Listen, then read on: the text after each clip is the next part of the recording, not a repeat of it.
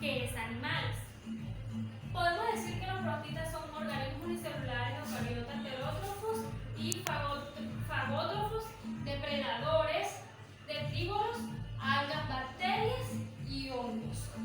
Hay evidencias contundentes que indican que gran parte de la biodiversidad de los protistas se debe al proceso de endosimbiosis de algunos organismos unicelulares que fagocitaron entre otras células que se convirtieron en endosimbiontes y por último se transformaron en organismos de célula huésped.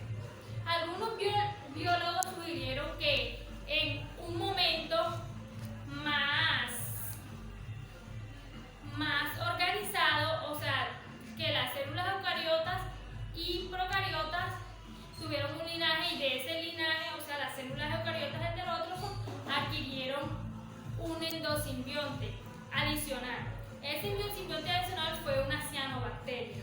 Esa cianobacteria fue capaz de convertirse en un plastidio. Ese plastidio, de ese linaje, de ese plastidio, nacieron unos organismos que fueron las algas rojas y las algas verdes. Los protistos son organismos con mayor biodiversidad nutricional de todos los eucariotas. Algunos protistos, o sea, son autótrofos y contienen cloroplastos. Otros son heterótrofos y absorben moléculas orgánicas o ingieren partículas alimenticias más grandes. Además, hay otros organismos denominados mitótrofos que contienen la fotosíntesis con los nutrientes heterótrofos.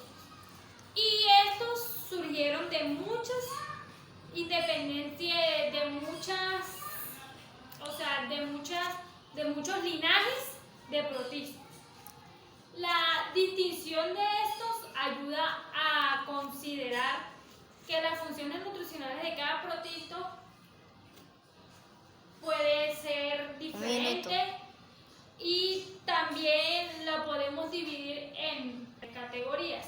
Los protistos que realizan la fotosíntesis, o sea que son iguales a las plantas, o los protistos que hieren, o sea que son iguales a los animales, o también los protosos y los protistos que absorben nutrientes, que son similares a los hongos, que no tienen otros nombres en general, ya no tienen nombres en general, lo pondrán así, o lo podemos categorizar así. Los protistos viven en ambientes acuáticos, o sea, ellos pueden vivir ellos viven en diversos, viven en la biodiversidad, pero la mayoría de ellos los encontramos en las aguas, o sea, donde más los encontramos es en las aguas. La mayoría de los protistos son unicelulares, aunque hay especies colonizadas y que son multicelulares. Buenos días, yo soy Ronald José Guerra Pertús y hoy vamos a hablar acerca de la clasificación de los protistos. Dentro de la clasificación de los protistos hay que tener en cuenta que este reino se subdivide en dos grandes grupos. El primero de ellos es el reino de los protozoos. Dentro de la clasificación de los protistas, los protozoos flagelados son los más primitivos. Estos microorganismos se mueven gracias a uno o más filamentos largos y pueden encontrarse nadando libremente como parásitos de otros organismos o en simbiosis con estos. Un caso muy singular de simbiosis es el que se da entre estos organismos y las termitas. Protozoos ciliados. A diferencia de las anteriores, estos microorganismos se mueven gracias a una serie de filamentos cortos y numerosos.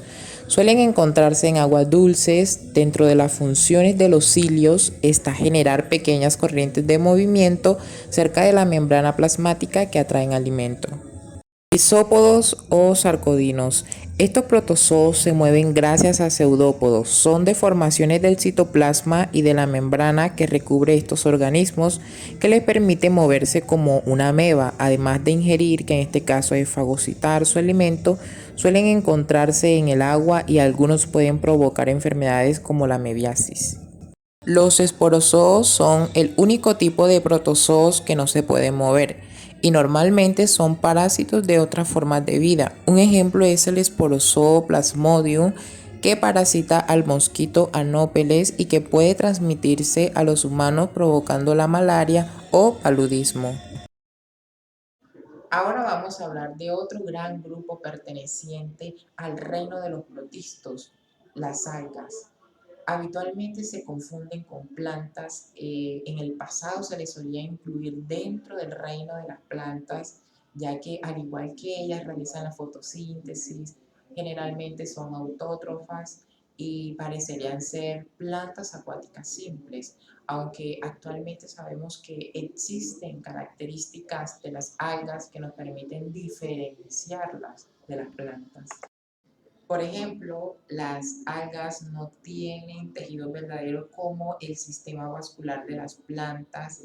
También hay algas unicelulares. Eh, las algas pueden ser sésiles o móviles. Las células eucarióticas vegetales son muy parecidas a las células de las algas.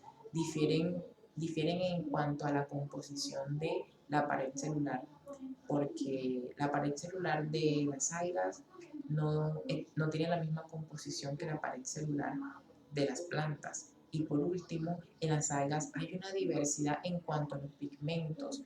No usan solo la clorofila para realizar la fotosíntesis como en las plantas.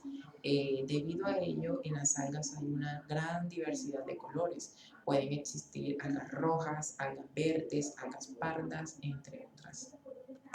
Dentro de las algas podemos encontrar algas unicelulares. Crisófita incluye algas verdes, amarillas y diatómeas. La mayoría de estas algas son flageladas con una cubierta externa de sílice. La reproducción es típicamente asexual por medio de sus poras. Euglenófita incluye flagelados conocidos como euglenoides. Euglena es el género más difundido. No tiene pared celular, sino una cubierta celular llamada periplasto, formada por bandas proteicas que pueden ser espiraladas o longitudinales según la capacidad de movimiento. La mayor parte vive en aguas continentales, lagos y ríos de aguas contaminadas. Los dinoflagelados son algas unicelulares, mayoritariamente marinas. Algunas especies son bioluminiscentes, otras han sido relacionadas con mareas rojas.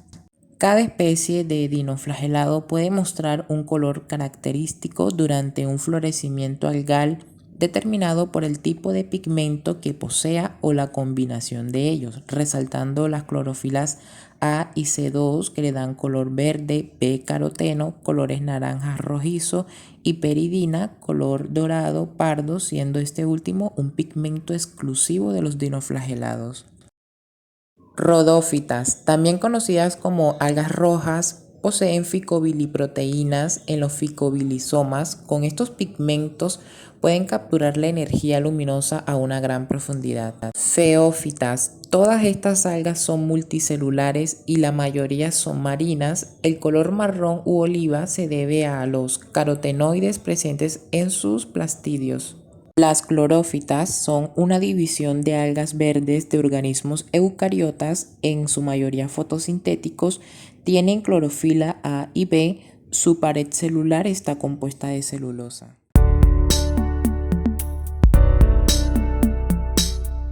La reproducción de los protozoos. Esta se divide en tres fases, asexual, sexual y alternante, que es una combinación de las otras dos reproducciones. La asexual se divide en lo que es la función binaria.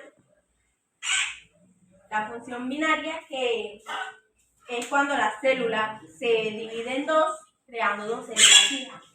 La germinación, que es cuando la célula expulsa una yema a la cual migra el nucleoide. Esta se parte en dos partes. La exógena, que que es cuando la yema expulsada, a la cual migra el núcleo hijo, se forma en el exterior de la célula madre. Y la endógena, que es típica de los coccidios en la fase tisular. Y está la esporulación, que es un fenómeno mixto de resistencia y multiplicación. Y está la reproducción sexual, que es una reproducción anfimítica, que es la unión de los gametos haploides y pronucleares de frecuencia de fecundación precedente. Esta tiene dos bases importantes, que son la cigamia, que es la función de los gametos, y la conjugación.